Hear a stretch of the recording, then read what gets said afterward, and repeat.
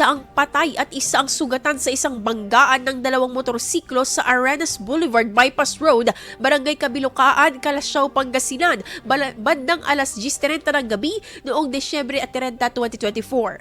Batay na sa paunahing o investigasyon, ang isang motor ay minamaneho ng isang 50 anyos na lalaki ay patungong timog ng bumangga sa kasalubong na isa mang motor na minamaneho ng isang 31 anyos na lalaki na pawang residente sa bayan mula rin po sa bayan ng Calasiao. Dahil sa lakas ng impact, nagtamo ng matinding pinsala sa ulo ang driver ng unang motorsiklo na agad dinala sa ospital ngunit idineklarang dead on arrival. Samantala, nagkaroon naman ng bali sa kanang binti ang driver ng ikalawang motorsiklo at kasalukuyang nasa ospital. Patuloy ang isinasagawang investigasyon ng mga otoridad upang malaman ang iba pang detalye kaugnay ng insidente.